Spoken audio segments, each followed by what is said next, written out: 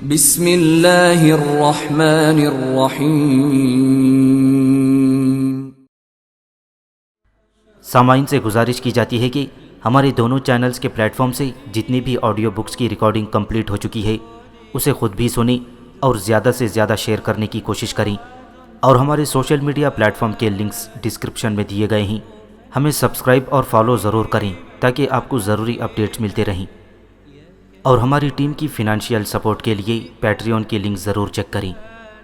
جزاک اللہ۔ سلطان شہاب الدین غوری، مصنف اسلم راہی MA۔ Episode 11۔ سلطان شہاب الدین غوری نے 575 ہجری میں اپنے لشکر کے ساتھ لاہور کا رخ کیا تھا۔ لاہور پر اس وقت غزنی خاندان کی حکومت تھی اور غزنویوں میں سے خسرو ملک یہاں حکومت کرتا تھا۔ کسی دور میں یہاں غزنویوں کی حکومت بڑی مضبوط تھی، لیکن اب وہ حالت نہ تھی۔ خسرو ملک کے دور میں دہلی کے راجہ گوبند رائے اور اجمیر کے راجہ پرتھوی راج کے بار بار حملہ آور ہونے کی وجہ سے خسرو ملک کی حالت کمزور ہو چکی تھی۔ اس کے دور حکومت میں بیشتر اغوانوں کی یورش بھی جاری رہتی تھی، جن کا مقابلہ کرتے کرتے خسرو ملک کمزور ہو چکا تھا۔ غزنویوں کے آخری تاجدار خسرو ملک کو جب یہ خبر ہوئی کہ سلطان شہاب الدین غوری اپنے لشکر کے ساتھ لاہور پر حملہ آور ہونے کے لیے آ رہا ہے، تب اس نے اپنی سلامتی اسی میں جانی کہ سلطان شہاب الدین غوری کی فرمانبرداری اختیار کر لی، لہٰذا اس نے دفاع کا راستہ اختیار نہ کیا، بلکہ وہ اپنے لشکر کے ساتھ قلعہ بند ہو کر بیٹھ گیا تاکہ حالات کا جائزہ لے کہ سلطان شہاب الدین غوری کے کیا ارادے ہیں۔ سلطان شہاب الدین غوری جب اپنے لشکر کے ساتھ لاہور پہنچا اور اسے خبر ہوئی کہ آخری غزنوی حکمران خسرو ملک سلطان شہاب الدین غوری سے جنگ نہیں کرنا چاہتا اور اسے صلح کا خواہاں ہے، تب سلطان شہاب الدین غوری نے بھی جنگ کرنے کا ارادہ ترک کر دیا۔ اس صورتحال کو دیکھتے ہوئے غزنوی حکمران خسرو ملک نے اپنا ایک نو عمر بیٹا ایک ہاتھی اور چند تحائف کے ساتھ سلطان شہاب الدین غوری کی خدمت میں بھیجا اور سلطان کو یہ پیشکش کی کہ میں صلح کا خواہاں ہوں، اس کے لیے آپ میرے بیٹے کو اپنے پاس ضمانت کے طور پر رکھ سکتے ہیں۔ خسرو ملک کی اس گفتگو سے سلطان شہاب الدین غوری بڑا متاثر ہوا۔ لاہور پر اس نے حملہ آور ہونے کا ارادہ ترک کر دیا اور واپس غزنی چلا گیا۔ لاہور پر شہاب الدین غوری کے حملہ آور نہ ہونے کا سب سے زیادہ دکھ اور صدمہ جموں کے راجہ چکر دیو کو ہوا تھا، اس لیے کہ ماضی میں غزنوی حکمرانوں کے ہاتھوں جموں کے حکمرانوں کو کافی نقصان پہنچ چکا تھا، اس لیے وہ غزنوی حکمرانوں کو اپنا بدترین دشمن خیال کرتے تھے۔ جس وقت سلطان شہاب الدین غوری اپنے لشکر کے ساتھ لاہور پر حملہ آور ہونے کے لیے مشرق کا رخ کیے ہوئے تھا، تب جموں کا راجہ چکر دیو بڑا خوش تھا۔ وہ چاہتا تھا کہ سلطان شہاب الدین غوری لاہور پر حملہ آور ہو کر آخری غزنوی حکمران خسرو ملک کو لاہور کی حکومت سے محروم کر کے لاہور کو اپنی علمبرداری میں شامل کر لے۔ اس طرح اس کی خواہش تھی کہ غوریوں کے ہاتھوں غزنویوں کی حکومت تباہ و برباد ہو جائے۔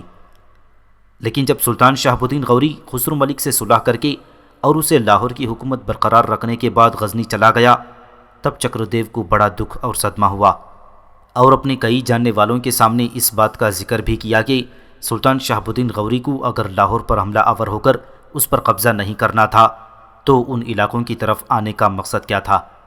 اس نے اس خواہش کا بھی اظہار کیا تھا کہ کاش سلطان شہاب الدین غوری لاہور پر حملہ آور ہو کر خسرو ملک کو حکمرانی سے محروم کر دیتا۔ دوسری طرف خسرو ملک کو بھی خبریں پہنچ گئی تھیں کہ جموں کے راجہ چکر دیو سلطان شہاب الدین غوری کو اس طرح لاہور پر قبضہ کیے بغیر واپس چلے جانے کا بڑا دکھ اور صدمہ ہوا ہے۔ خسرو ملک نے بھی اپنے من میں ٹھان لی تھی کہ اگر زندگی میں کبھی موقع ملا تو جموں کے راجہ چکر دیو سے اس کے ان خیالات اور مکروہ ارادوں کا انتقام ضرور لے گا۔ لاہور کے حاکم خسرو ملک کو اپنا فرمانبردار اور مطیع بنانے کے بعد سلطان شہاب الدین غوری غزنی چلا گیا تھا۔ وہاں جا کر پھر اس نے اپنی جنگی تیاریوں کو اپنی عروج پر پہنچا دیا۔ اس کے بعد لشکر لے کر پھر نکلا، ملتان کا رخ کیا، ملتان سے اچ کی طرف گیا۔ اچ کے بعد اپنے لشکر کے ساتھ وہ سندھ میں داخل ہوا۔ 3 ماہ تک وہ سندھ کے مختلف شہروں اور قصبوں پر حملہ آور ہوتا رہا، اور سندھ کے سارے ساحلی علاقوں کے ساتھ ساتھ سندھ کے اندرونی شہروں اور قصبوں کو بھی اس نے 3 ماہ کے اندر اندر فتح کر لیا تھا۔ فتح ہونے والے شہروں میں پرانا شہر دیبل بھی شامل تھا۔ تاریخ میں دیبل کا نام دیول بھی لکھا گیا ہے۔ یہ سندھ کی قدیم بندرگاہ اور ایک نامور شہر تھا۔ یہ دریائے سندھ کے مغربی جانب ایک کھاڑی کے دہانے پر واقع تھا۔ سب سے پہلے محمد بن قاسم نے 92 ہجری میں اس شہر کو فتح کیا تھا۔ اس وقت یہاں کا حکمران راجہ داہر تھا۔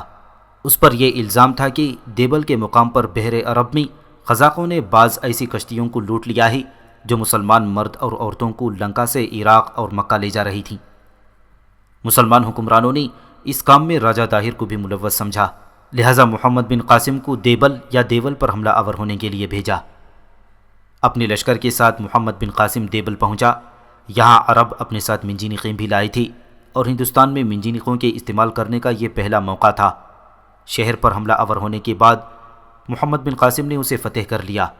شہر پر قابض ہونے کے بعد محمد بن قاسم نے مغلوب غیر مسلموں کے سامنے نرم شرائط پیش کی اور ذمیوں کی حیثیت سے انہیں پورے حفظ و امان کا یقین دلایا تھا۔ اس شہر میں محمد بن قاسم نے ایک مسجد بھی تعمیر کرائی تھی، ساتھ ہی ساتھ اس نے دیبل میں ایک نیا محلہ بھی تعمیر کرایا اور اس میں اس نے لگ بھگ 4000 عرب خاندان آباد کیے۔ اس دور میں دیبل یہاں کا ایک بارونق شہر تھا، بحری تجارت اور کاروبار کا مرکز تھا۔ اس کے باشندوں کی بڑی تعداد تاجروں اور کاریگروں کی تھی۔ بہرحال دیبل یا دیول سمیت شہاب الدین غوری نے 3 ماہ میں پورے سندھ کو فتح کر لیا اور وہاں اپنی طرف سے اپنے امیر سیف الملوک کو سندھ کا حاکم بنانے کے بعد اپنے لشکر کے ساتھ شہاب الدین غوری پلٹا۔ اپنے لشکر کے ساتھ اس نے پھر ایک مہم شروع کر دی۔ دریائے راوی اور دریائے چناب کے درمیانی سارے علاقوں کو فتح کرتا ہوا وہ اب سیالکوٹ پہنچا۔ سیالکوٹ تاریخ کے اوراق میں ایک انتہائی اہم اور قدیم شہر شمار کیا جاتا ہے۔ مورخین کی اس سے متعلق پہلی رائے یہ ہے کہ اس خوبصورت اور قدیم شہر کی بنیاد ایک راجہ نے رکھی تھی جس کا نام سلہ تھا، اور سلہ نام کا یہ راجہ ہندوستان کے مشہور اور قدیم پانڈو خاندان کا ماموں تھا۔ اس نے یہاں ایک قلعہ بھی بنوایا اور اس شہر کا نام اس نے اپنے نام کی مناسبت سے سیل کوٹ رکھا، جو بعد میں بگڑ کر سیالکوٹ بن گیا۔ بعد میں ہندوستان کے راجہ بکرماجیت کے عہد میں ایک ہندو راجہ سالی وہان نے اس پر قبضہ کر لیا تھا۔ مورخین کی دوسری رائے اس شہر سے متعلق یہ ہے کہ سیالکوٹ ایک انتہائی قدیم شہر ہے اور پہلے یہاں سکالہ نام کا ایک پرانا اور قدیم شہر ہوا کرتا تھا، اور اسی سکالہ نام کے کھنڈرات پر یہ شہر آباد کیا گیا تھا۔ یہ بھی کہا جاتا ہے کہ یونانی بادشاہوں کے زمانے میں یہ شہر ایلوتھی ڈیمس خاندان کے بادشاہوں کا دارالحکومت بھی بنا رہا، لیکن بعد میں اس پر وحشی اور خونخوار ہن قبائل حملہ آور ہوئے اور سیالکوٹ پر انہوں نے قبضہ کر لیا۔ سلطان شہاب الدین غوری سیالکوٹ آیا۔ اسے فتح کرنے کے بعد وہاں اس نے ایک مضبوط اور مستحکم قلعہ تعمیر کروایا۔ اس کے بعد سیالکوٹ اور گرد و نواح کے جس قدر علاقے اس نے فتح کیے تھے وہاں کا حاکم اس نے اپنے سالار حسین خرمیل کو بنایا اور خود اپنے لشکر کے ساتھ وہ غزنی کی طرف روانہ ہو گیا۔ سیالکوٹ پر سلطان شہاب الدین غوری کا قبضہ ہونے کا لاہور کے غزنوی حاکم خسرو ملک کو بڑا دکھ اور افسوس ہوا تھا، اس لیے کہ سیالکوٹ کو وہ اپنی علمداری میں خیال کرتا تھا۔ اپنے بعد اپنے سالار حسین خرمیل کو سیالکوٹ کا والی بنانے کے بعد شہاب الدین غوری جب واپس غزنی چلا گیا تو خسرو ملک نے اس موقع سے فائدہ اٹھانے کا تہیہ کر لیا۔ اس نے آس پاس کے ہندوؤں کے علاوہ ایک بے دین قوم کھکر کو بھی اپنے ساتھ ملا لیا تھا۔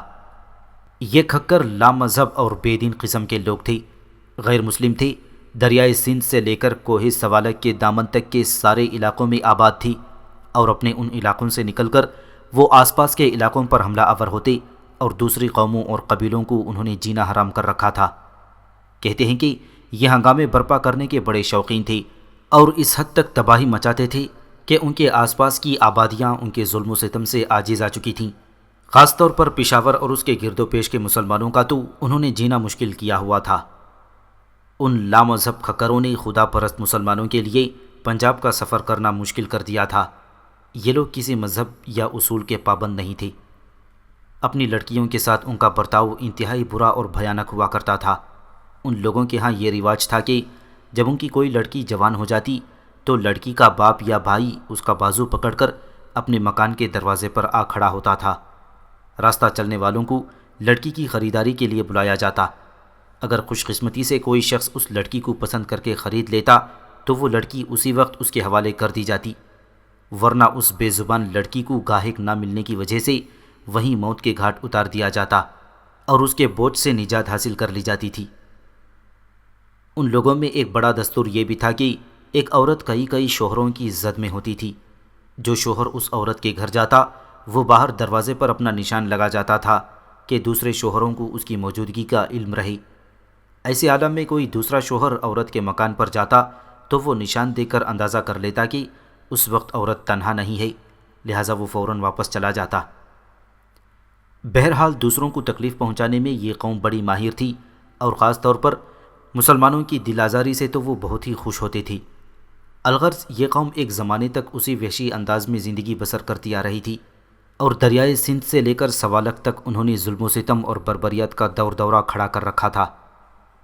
سوالک سے مراد وہ خطۂ زمین ہے جو گنگا اور دریائے ستلج کے درمیان اور ہمالیہ کے جنوب میں واقع ہے اور ہانسی تک چلا جاتا ہے۔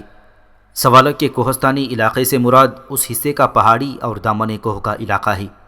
کسی دور میں ہانسی اس علاقے کا مرکزی شہر ہوا کرتا تھا۔ لاہور کا غزنوی حکمران خسرو ملک جب کھکروں اور شورش پسند ہندوؤں کو لے کر سیالکوٹ پر حملہ آور ہونے کے لیے روانہ ہوا، تب سب سے پہلے اس کے خلاف جموں کا راجہ چکردیو حرکت میں آیا۔ چکردیو کو غزنوی خاندان سے پرانی دشمنی اور عداوت تھی۔ اسے جب خبر ہوئی کہ لاہور کا حاکم خسرو ملک سیالکوٹ پر حملہ آور ہونے کے لیے اپنے لشکر کے ساتھ پیش قدمی کر رہا ہے، تب اس نے وقت ضائع کیے بغیر دو کام کیے۔ پہلا یہ کہ اس نے تیز رفتار قاصد غزنی کی طرف روانہ کر دیے اور خسرو ملک کے سیالکوٹ پر حملہ آور ہونے کی اطلاع سلطان شہاب الدین غوری کو دی، اور اسے یہ بھی یقین دلا دیا کہ اگر آپ اپنے لشکر کے ساتھ لاہور پر حملہ آور ہوں اور خسرو ملک کو لاہور کی حاکمیت سے ختم کر کے لاہور کو اپنی علم برداری میں شامل کر لیں تو میں آپ سے پورا تعاون کروں گا۔ جموں کے راجہ چکردیو نے سلطان شہاب الدین غوری کو یہ بھی یقین دلا دیا کہ اگر آپ لاہور پر حملہ آور ہوں تو وہ لاہور پر حملہ آور ہونے میں سلطان شہاب الدین غوری کی مدد کرے گا اور خسرو ملک کوئی خاص مزاحمت نہ کر سکے گا۔ دوسرا کام جموں کے راجہ چکردیو نے یہ کیا تھا کہ اپنے تیز رفتار قاصد اس نے سیالکوٹ کی طرف روانہ کر دیے۔ سیالکوٹ میں اس وقت سلطان شہاب الدین غوری کی طرف سے اس کا سالار حسین خرمیل حاکم تھا۔ حسین خرمیل کو چکردیو نے پیغام بھیجا کہ مجھے خبر ہو چکی ہے کہ لاہور کے حاکم خسرو ملک تم پر حملہ آور ہونے کے لیے اپنے لشکر کے ساتھ پیش قدمی کر رہا ہے۔ اس سلسلے میں بالکل فکر مند نہ ہونا، جس قدر لشکر تمہارے پاس ہے اسے لے کر سیالکوٹ میں نئے تعمیر ہونے والے قلعے میں محصور ہو جانا۔ چکردیو نے خرمیل کو یہ بھی تجویز کی تھی کہ جب خسرو ملک تم پر حملہ آور ہو تو تم قلعے کے اندر محصور ہو جانا، قلعے کے اندر سے تم خسرو ملک پر حملہ آور ہونا، باہر کی طرف سے میں خسرو ملک پر حملہ آور ہوتا رہوں گا۔ اس طرح وہ دو طرفہ حملوں سے تنگ آ کر واپس لوٹ جانے پر مجبور ہو جائے گا۔ ساتھ ہی چکردیو نے حسین خرمیل کو یہ بھی اطلاع دے دی تھی کہ اس نے اپنے تیز رفتار قاصد غزنی کی طرف روانہ کر دیے ہیں، اور خسرو ملک کے سیالکوٹ پر حملہ آور ہونے کی اطلاع اس نے سلطان شہاب الدین غوری کو کر دی ہے۔ چکردیو سے متعلق مورخین یہ بھی لکھتے ہیں کہ اس نے نہ صرف سلطان شہاب الدین غوری کے پاس قاصد بھیج کر خسرو ملک کے خلاف ہر ممکن امداد کا عہد کیا تھا، بلکہ سیالکوٹ میں جو قلعہ شہاب الدین غوری نے تعمیر کروایا تھا وہ بھی اسی راجہ کے ایمہ پر تعمیر کرایا گیا تھا۔ دوسری طرف لاہور کا حاکم خسرو ملک اپنا لشکر لے کر سیالکوٹ کی طرف بڑھا۔ سیالکوٹ پر حملہ آور ہوا۔ سیالکوٹ پہنچ کر اسے خبر ہوئی کہ اس کے لیے دو طرفہ مصیبت اٹھ کھڑی ہوئی ہے۔ جب وہ سیالکوٹ کے قلعے پر حملہ آور ہوتا تو پشت کی جانب سے جموں کا راجہ چکردیو اس پر حملہ آور ہو جاتا، اور اگر وہ پلٹ کر راجہ چکردیو پر ضرب لگاتا تو قلعے سے حسین خرمیل نکل کر اس کی پشت کی طرف سے حملہ آور ہو جاتا۔ اس طرح سیالکوٹ پر حملہ آور ہونے کے لیے خسرو ملک ایک طرح سے چکی کے دو پارٹوں میں پیسنے لگا تھا۔ اگر اس کے مقابلے میں اکیلا حسین خرمیل ہوتا تو یقیناً خسرو ملک سیالکوٹ کو فتح کر کے دوبارہ اس پر قابض ہو جاتا، لیکن جموں کے راجہ نے غزنویوں کے خلاف اپنی دشمنی اور عداوت کو نبھاتے ہوئے حسین خرمیل کا پورا ساتھ دیا تھا۔ اس طرح سیالکوٹ کا محاصرہ طول پکڑنے لگا اور دور دور تک خسرو ملک کو اپنے لیے کوئی کامیابی اور کامرانی کی امید دکھائی نہیں دے رہی تھی۔ اسی دوران اسے خبریں پہنچنے لگیں کہ غزنی میں سلطان شہاب الدین غوری کو بھی یہ خبر ہو چکی ہے کہ خسرو ملک سیالکوٹ پر حملہ آور ہو چکا ہے، اور یہ کہ سلطان شہاب الدین غوری ایک لشکر کے ساتھ کوچ کرتے ہوئے لاہور کا رخ کر رہا ہے۔ یہ اطلاعات ملنے کے بعد خسرو ملک نے سیالکوٹ کا محاصرہ ترک کر دیا اور اپنے لشکر کو لے کر لاہور کی طرف واپس چلا گیا۔ خسرو ملک کے سیالکوٹ پر حملہ آور ہونے سے سلطان شہاب الدین غوری بڑا فروختہ ہو گیا تھا، لہٰذا 582 ہجری میں ایک زبردست لشکر لے کر اس نے لاہور کا رخ کیا تھا۔ خسرو ملک لاہور میں قلعہ بند ہو گیا۔ سلطان شہاب الدین غوری لاہور پہنچا اور قلعے کا محاصرہ کر لیا۔ خسرو ملک چند روز تک تو قلعے میں محصور رہا۔ اس کے بعد سلطان شہاب الدین غوری سے چھٹکارا حاصل کرنے کے لیے ترکیبیں سوچنے لگا۔ آخر جب اس نے اندازہ لگا لیا کہ سلطان شہاب الدین غوری لاہور فتح کیے بغیر نہیں لوٹے گا، اور اگر اس نے محاصرے کو تول دینے کی کوشش کی تو ہو سکتا ہے سلطان شہاب الدین غوری اس کے خلاف کوئی انتقامی کارروائی بھی کرے گا، لہٰذا ایک روز کافی سوچ بچار کے بعد اس نے قلعے کا دروازہ بند کر دیا اور گردن جھکائے بڑی ندامت اور عاجزی کے ساتھ سلطان شہاب الدین غوری کی خدمت میں حاضر ہو گیا۔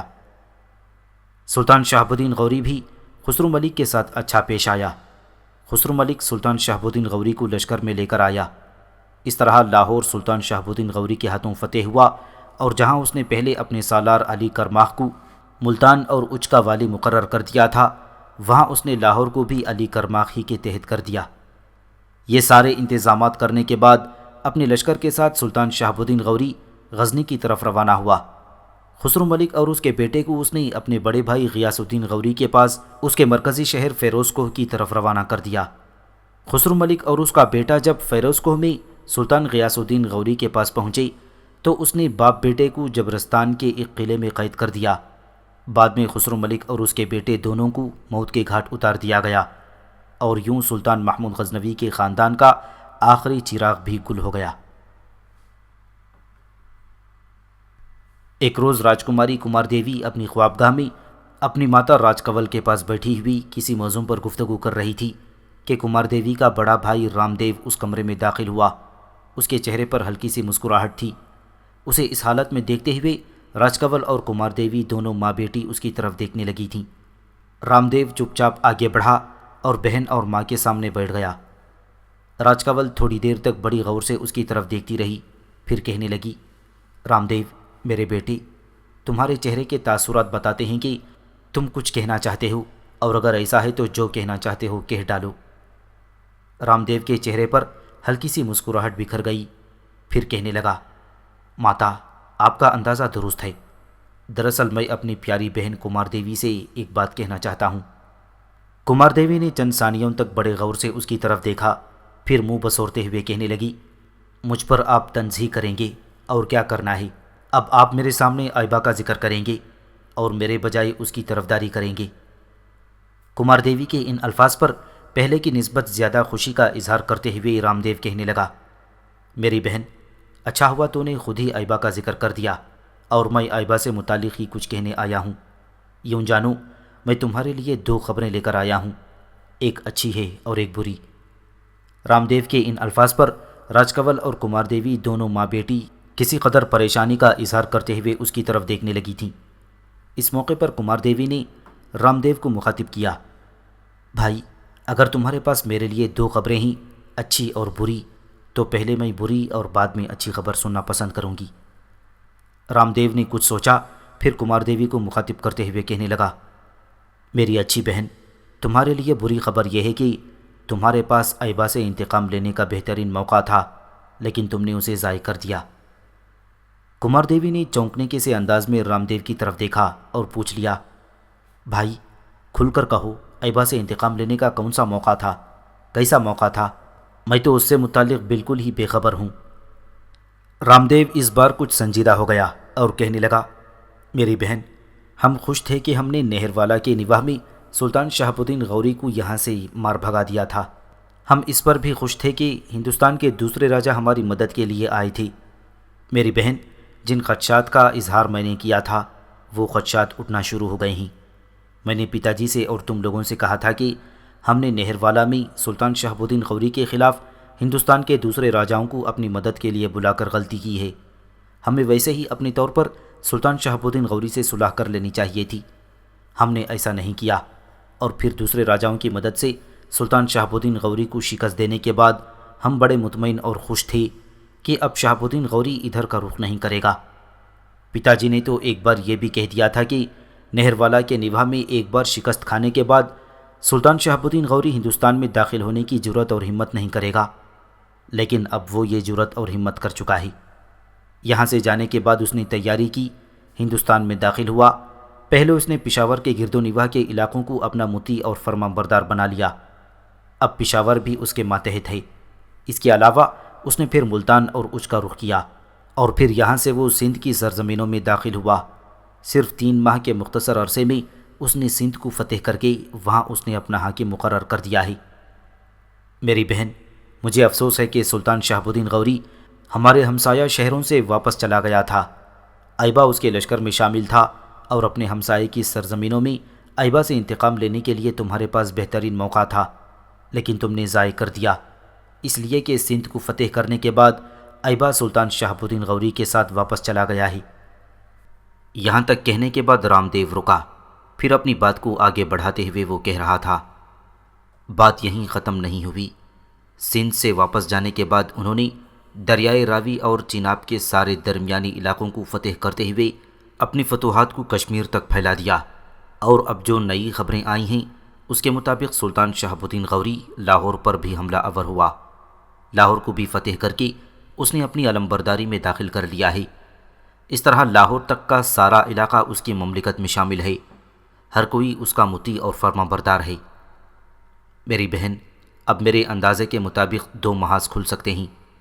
پہلا محاذ یہ کھل سکتا ہے کہ سلطان شہاب الدین غوری پھر ایک بار ملتان اور اچ کا رخ کرے گا اور وہاں سے نہر والا کی طرف آئے گا۔ نہر والا کے نواح میں جو اسے شکست ہوئی تھی اس کا انتقام ہم سے لینے کی کوشش کرے گا۔ میرے دوسرے اندازے کے مطابق اگر وہ ملتان اور اچ نہ آیا اور نہر والا پر حملہ آور نہ ہوا تو پھر وہ لاہور سے آگے پنجاب کے مشرقی علاقوں کی طرف پیش قدمی ضرور کرے گا۔ اس کے بعد جو راجہ اس کے سامنے آئے گا اسے وہ رویتا ہوا رونتا چلا جائے گا، اور میرے اندازے بتاتے ہیں کہ ایک نہ ایک دن ہماری بھی باری آئے گی، اس وقت تم لوگوں کو میری باتیں بہت یاد آئیں گی۔ رام دیو جب خاموش ہوا تب بیزاری کا اظہار کرتے ہوئے کمار دیوی کہنے لگی، بھائی، ہر بات کو اپنے خلاف اور منفی رخ پر نہ لے جایا کرو۔ شروع میں تم نے مجھ سے کہا تھا کہ تم میرے لیے ایک بری اور ایک اچھی خبر لے کر آئے ہو۔ بری خبر تو تم نے کہہ دی ہے، اچھی خبر تو کہی نہیں۔ رام دیو پھر عجیب سے انداز میں مسکرایا اور کہنے لگا، میری بہن، تم سمجھی ہی نہیں، اچھی خبر تو میں نے تم سے کہہ دی ہے۔ وہ کیسے؟ کمار دیوی نے غور سے اس کی طرف دیکھتے ہوئے پوچھا۔ وہ اس طرح کی، اب جب کہ میرے اندازوں کے مطابق سلطان شہاب الدین غوری دوبارہ نہر والا پر حملہ آور ہوگا تو تمہیں ایبا سے انتقام لینے کا موقع مل جائے گا۔ کیا یہ تمہارے لیے خوشخبری نہیں ہے؟ بڑے غور سے کمار دیوی کی طرف دیکھتے ہوئے رام دیو نے کہا۔ اس کے ان الفاظ کے جواب میں کمار دیوی کچھ کہنا چاہتی تھی کہ رام دیو بول اٹھا، دیکھ میری بہن، اس طرح اگر سلطان شہاب الدین غوری نہر والا پر حملہ آور نہ ہوا اور اس نے وسطی ہندوستان کے راجاؤں کا رخ کیا اور ان راجاؤں نے ہمیں اپنی مدد کے لیے بلایا تو ظاہر ہے ہمارا لشکر ان کی مدد کے لیے جائے گا، اور یہ بھی ظاہر ہے کہ لشکر میں میں اور تم بھی پتا جی کے ساتھ شامل ہوں گے۔ جب ایسا ہوگا تب بھی تمہیں ان علاقوں میں ایبا سے انتقام لینے کا موقع مل جائے گا۔ کیا یہ تمہارے لیے دوہری خوشی نہیں ہے؟ نہر والا کے نواح میں سلطان شہاب الدین غوری کی شکست کے بعد وقت گزرنے کے ساتھ ساتھ راجکماری کمار دیوی اپنے بچپنے سے نکل کر بھرپور شباب اور جوانی میں داخل ہو چکی تھی۔ بچپنا رخصت ہونے کے بعد اس میں کافی سنجیدگی بھی آ چکی تھی۔ رام دیو نے جب اسے 2 خوشخبریاں سنائیں تب اس کے چہرے پر عجیب سا تبسم نمودار ہوا۔ پھر اس نے اپنے دونوں ہاتھ عجیب سے انداز میں رام دیو کے سامنے جوڑ دیے اور کہنے لگی، بھائی، یہ تو مجھے 2 خوشخبریاں نہیں سنا رہی، بلکہ ایبا کے حوالے سے تم مجھ پر احسان کر رہے ہو۔ اس پر رام دیو اٹھا اور کہنے لگا، یہاں کسی کی کوئی سنوائی نہیں، لہٰذا میں یہاں سے چلا ہی جاتا ہوں۔ اس کے ساتھ ہی وہ کمرے سے نکل گیا، جبکہ راج کنول اور کمار دیوی دونوں ماں بیٹی پھر پہلے کی طرح باہم گفتگو کرنے لگی تھیں۔ اچ کا راجکمار دیوداس اچ سے نکل کر دریائے سرسوتی کے کنارے سرسوتی نام کے قصبے میں اپنے ماموں کے پاس جا چکا تھا، اور یہ قصبہ ہانسی شہر کے قریب تھا۔ دریائے سرسوتی کبھی اپنی آب و تاب کے ساتھ بہتا تھا، اور اس کے کنارے جو سرسوتی نام کا قصبہ اور شہر تھا اس کی بھی بڑی اہمیت تھی، اس لیے کہ وہاں مویشیوں کی ایک بہت بڑی منڈی لگا کرتی تھی۔ بعد میں سرسوتی شہر کی اہمیت ختم ہو گئی اور یہ سوسا کے نام سے مشہور ہو گیا۔ سرسوتی کے نواح میں دریائے سرسوتی کے قریب ہی دیوداس کے ماموں جیجک کے باغ تھی، اور اس کا ایک ہی بیٹا تھا جس کا نام سنگرام تھا۔ دیوداس نے اپنے ماموں اور اپنے ماموزاد کے پاس رہائش اختیار کر لی تھی، تاہم راجکماری کمار دیوی ابھی تک اس کے ذہن میں سمائی ہوئی تھی اور اس کی محبت اس کے دل میں اپنے عروج پر تھی۔ ایک روز جیجک اور اس کا بیٹا منگرام اور دیوداس تینوں دریائے سرسوتی کے کنارے جو باغات تھے ان میں کام کر رہی تھی۔ سورج جب مغرب کی طرف کافی چلا گیا تب دیوداس اور سنگرام نے ایک دوسرے کی طرف اشارہ کیا اور باغ کے ایک حصے میں 2-3 گھوڑے بندھے ہوئے تھے ان کی طرف چلے گئے۔ ان کے ایسا کرنے پر جیجک نے غور سے ان کی طرف دیکھا، کچھ کہنا چاہتا تھا کہ اس کا بیٹا سنگرام اسے مخاطب کر کے کہنے لگا، بابا آپ یہی رہیں، میں اور دیوداس ذرا دریا کے کنارے گھوڑ دوڑ کر کے لوٹتے ہیں۔ جیجک نے اس سے اتفاق کیا۔ دونوں نے اپنے گھوڑوں کو وہاں سے کھولا اور ان پر سوار ہو گئی۔ باغ سے نکل کر دریائے سرسوتی کے کنارے ایک چوراہے پر آئی۔ وہاں دیوداس نے اپنے گھوڑے کو روک لیا تھا۔ اس کی طرف دیکھتے ہوئے سنگرام نے اپنے گھوڑے کی باگیں کھینچتے ہوئے اسے روک چکا تھا۔ اس چوراہے سے مختلف سمتوں کو شاہراہیں نکلتی تھیں۔ ایک شاہراہ شمال مغرب پر بھٹنڈا سے ہوتی ہوئی دریائے ستلج کو پار کر کے لاہور کی طرف چلی گئی تھی، دوسری جنوب مغرب کی طرف بیکانیر سے ہوتی ہوئی جودھ پور کی طرف جا رہی تھی، تیسری شاہراہ شمال مشرق کے رخ پر تھانیسر کا رخ کر رہی تھی، چوتھی شاہراہ جنوب مغرب کے رخ پر دہلی کی طرف جاتی تھی اور پھر وہاں سے دریائے جمنا کو پار کرتی ہوئی مشہور تاریخی شہر قنوج کی طرف چلی گئی تھی، جبکہ پانچویں شاہراہ جنوب کی طرف ریواڑی اور گوالیار سے ہوتی ہوئی کالنجر اور وہاں سے بائیں جانب اپنا رخ موڑتی ہوئی بنارس کے رخ پر چلی گئی تھی۔ دیوداس نے اس چوراہے پر جا کر جب اپنے گھوڑے کو روک لیا اور اس کی گھوڑے کی باگیں کھینچتے ہوئے سنگرام نے بھی گھوڑا روک لیا تھا، تب کچھ دیر تک خاموشی رہی۔ پھر سنگرام نے دیوداس کو مخاطب کیا، دیوداس کیا بات ہے، آج یہیں رک گئے ہو؟ چلو گھوڑ دوڑ شروع کرتے ہیں۔ تمہارا چہرہ بتاتا ہے کہ تم کہیں خیالوں میں کھو گئے ہو، کہیں راجکماری کمار دیوی کی یاد نہیں آ گئی؟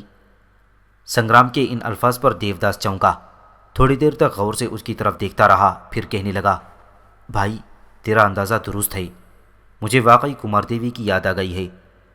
دراصل اچ میں جو اوشا دیوی کا تہوار لگا کرتا ہے اس میں چند ہی ہفتے باقی ہیں۔